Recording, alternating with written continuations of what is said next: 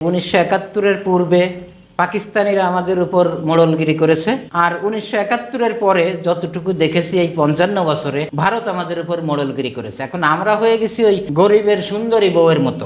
ভারতের কাছে আর পাকিস্তানের কাছে আমরা বাংলাদেশেরও গরিবের সুন্দরী বউ। ভারত দেখলো কি, যারে আমাদের প্রতিবেশী, কারণ আমাদের প্রতিবেশী গরিবের সুন্দরী বউয়ের সাথে দূরের লোকজন এসে কেন প্রেম করবে? তাহলে কি আপনি বোঝাতে চাচ্ছেন যে 71-এর স্বাধীনতা সংগ্রাম ভুল ছিল? না, স্বাধীনতা সংগ্রাম ভুল ছিল বলছি না, কিন্তু স্বাধীনতা সংগ্রামের পরে যে উদ্দেশ্য লক্ষ্য সেটা পূরণ হয়নি। কারণ একজনের হাতের থেকে মোড়লগিরির থেকে বেঁচে আর একজনের মোড়লগিরিতে পড়ে গেলাম। তাহলে স্বাধীন হয়ে আমাদের লাভটা হলো কি? স্বাধীনতার সেই লক্ষ্য উদ্দেশ্য এগুলো আর পূরণ করতে পারি না। কিছুটাই কি হয়নি? যতটুকু হয়েছে এইটা হওয়ার প্রয়োজন ছিল না। এই 55 বছরে এসেও যে দেশের মানুষ স্বাধীনতার ঘোষককে নিষ্পত্তি করতে পারে নাই, এই একটা কারণ আমি মনে করি কোনো লক্ষ্য উদ্দেশ্যই পূরণ হয় নাই।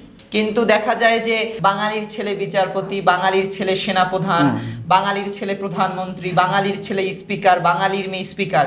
এখানে কি স্বাধীনতার ন্যূনতম কি আমরা 2% কি ধরতে পারি না?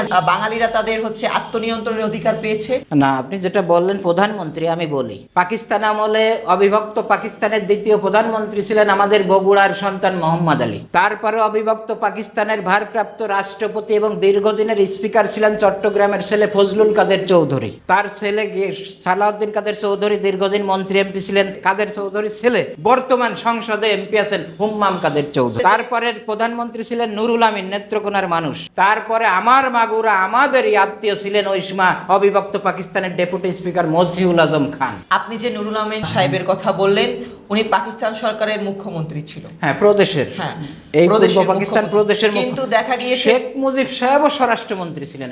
সবচেয়ে বড় যেটা হয়েছে সেটা হলো একটা দেশের একটা প্রদেশ ছিলাম আমরা, সেখানে স্বাধীন সার্বভৌম একটা দেশ হয়েছে। এটাই হলো সবচেয়ে বড় পাওয়া। কিন্তু সেই পাওয়াটা আমরা, সেই স্বাধীনতাটা অর্জন করতে পারি নাই।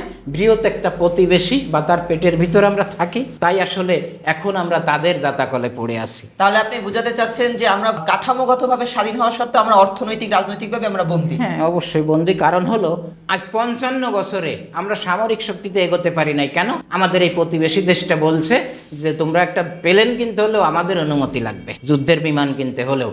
এখনো কিনতে গেলে তারা আবার বাধা দেয়। জাতিসংঘের মাধ্যমে, বিভিন্ন আন্তর্জাতিক ফোরামের মাধ্যমে তারা বলে যে না, বাংলাদেশ সামরিক শক্তিতে স্বয়ংসম্পন্ন হতে পারবে না। তাহলে আমরা স্বাধীন দেশ কিভাবে হলাম? বর্তমান তারেক রহমান সরকার, উনি ক্ষমতায় আছেন, তাহলে উনি কি পারবেন এই আধিপত্যবাদের বিরুদ্ধে গিয়ে, মানে আপনার ভাষ্য মতে যে ভারত আমাদের উপর যে আধিপত্যবাদী যে বিস্তার করছে সেটার বিরুদ্ধে গিয়ে তিনি সামরিক শক্তিতে তিনি বাংলাদেশকে এগিয়ে নিতে?